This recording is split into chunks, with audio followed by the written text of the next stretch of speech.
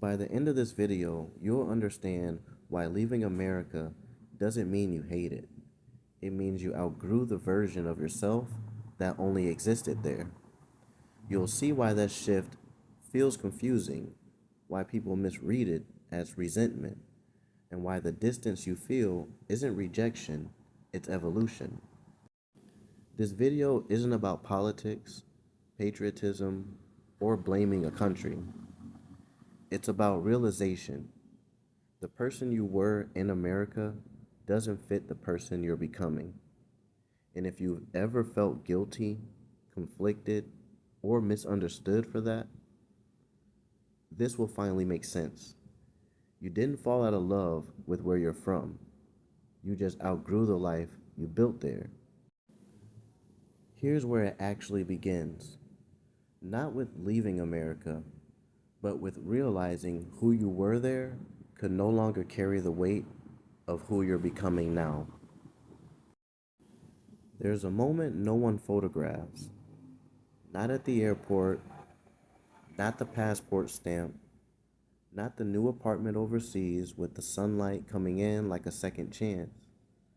The moment no one photographs is the moment you come back. You walk into a home that remembers an older version of you.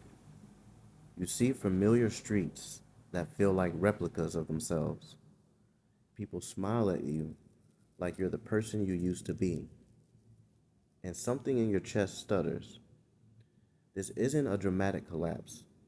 It's a quiet misalignment, like your soul kept traveling and your body came home without it. People think moving abroad is about adventure, palm trees, currency exchange, cheap rent, living the dream. But it's never really about that, is it? It's about something internal breaking quietly and breaking open. One is your personal identity.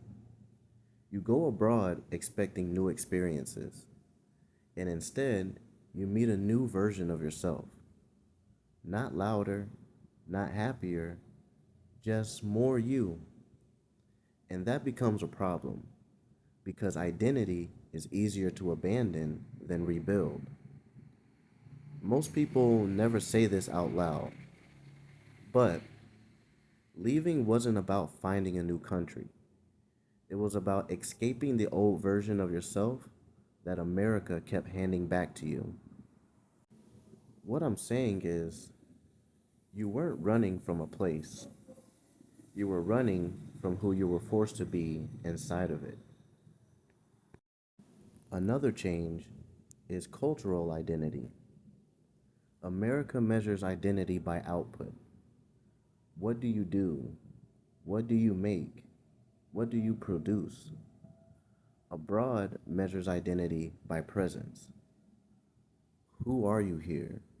How do you exist in this room? Do people feel safe near you? And for the first time, you realize you weren't homesick for a place.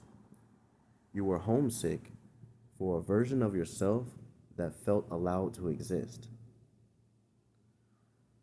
Simpler terms, your identity didn't fail.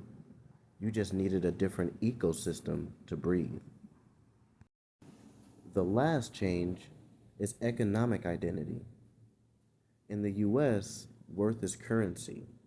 Abroad, worth can be humanity.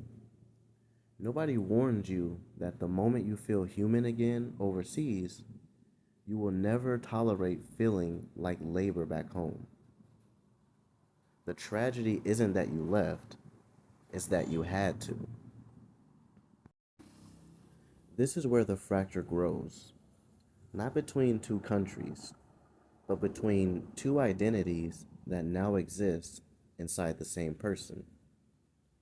People ask what the difference is, like it's food or weather or pricing. But the real difference is foundational. One of those foundational differences is social architecture or community versus individualism. Other cultures build community like muscle memory. Mexicans build neighborhoods. Dominicans build kitchens that never close. Somalis create economies. Chinese communities build generational scaffolding. Jews build legacy. Americans abroad, we build escape routes.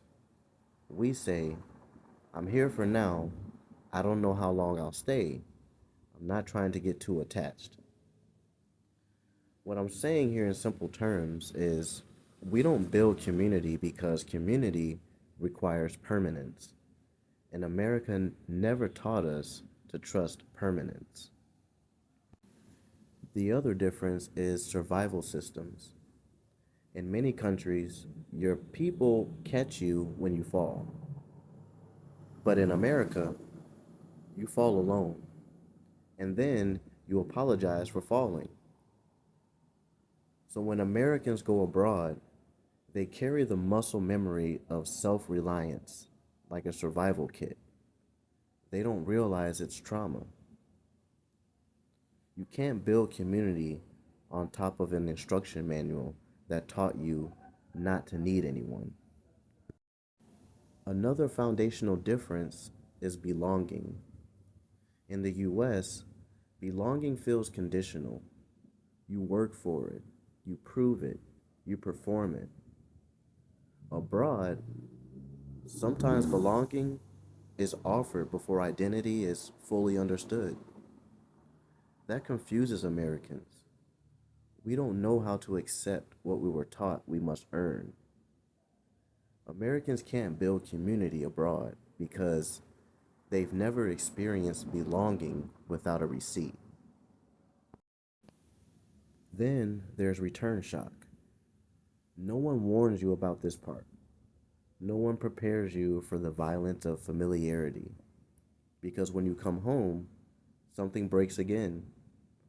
Not loudly, not even visibly. Quietly, like a door closing behind your ribs. This is what you experience. Picture this. People remember the older you. You walk into rooms where people speak to you like time never passed. They use nicknames you outgrew. They reference habits you don't have anymore. They talk to a version of you that doesn't exist. You realize they didn't greet you, they greeted the ghost of you. Returning home means grieving a version of yourself everyone else is still in love with. On top of that, you return with a new operating system. You think differently. Abroad, you downloaded a new way of being. Back home, the system asks you to revert to factory settings. You don't crash, you just stop functioning properly. You can't update your soul and expect old rooms to run the software. Then you realize you were on different timelines. Home didn't change, you did. And that is the source of the heartbreak. Return shock isn't realizing you don't fit, it's realizing you never did. This is when people start to feel like they hate America. People assume that when Americans leave, they become anti American. They assume the complaints, the cynicism, the rejection of culture is anger. But resentment is a costume. Heartbreak is what's wearing it.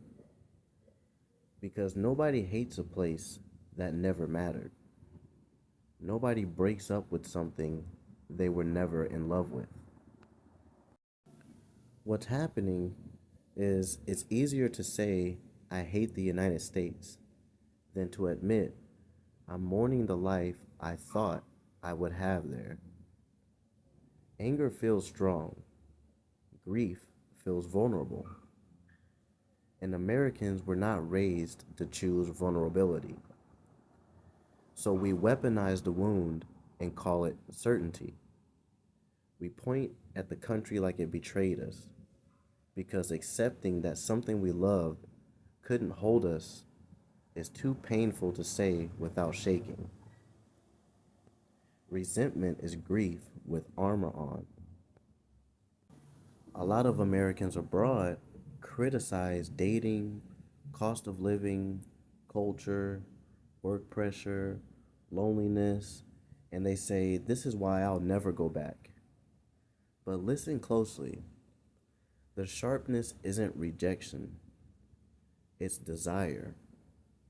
A desire for partnership without fear, a desire for affordability without humiliation, a desire for community without transaction, a desire for existence without performance.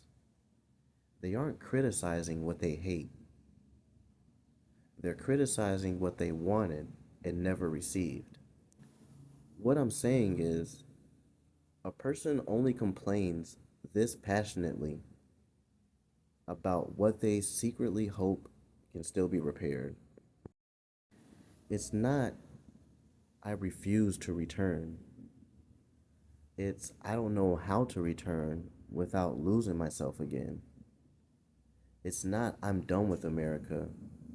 It's, "America was done with the version of me I couldn't keep pretending to be."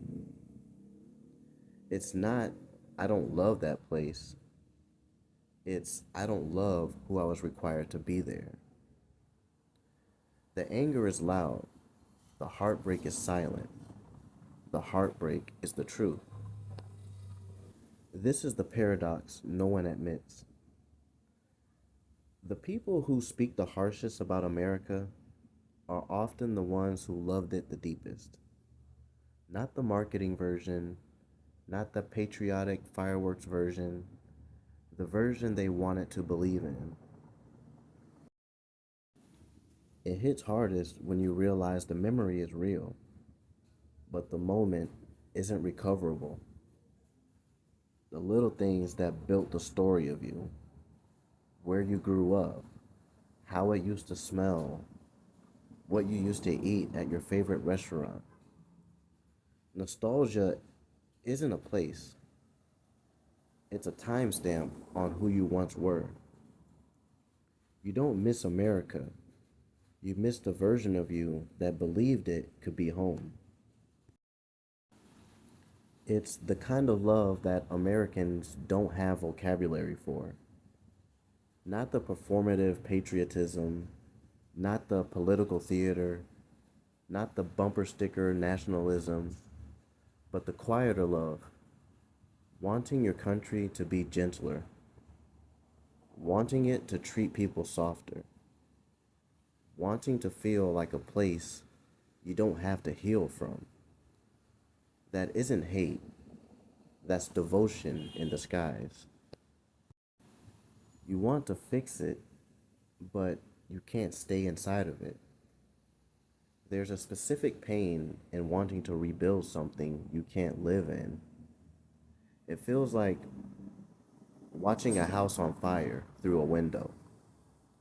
You want to run in, you want to save it, or save someone or something, but you also know the flames once belonged to you. Here's where everything fractures. Up until now, the mind has been trying to understand the experience with a binary stay or leave, love or hate, home or abroad, belong or escape, identity or reinvention. But the binary was the trap. The bigger realization is this: you are not choosing between two countries, you are choosing between two versions of yourself. And the most painful truth, there is no going back. Not because the country changed, but because you did. You didn't fail to return home. Home failed to return to you. Maybe you never left America. Maybe you just stepped beyond the version of it that couldn't follow you.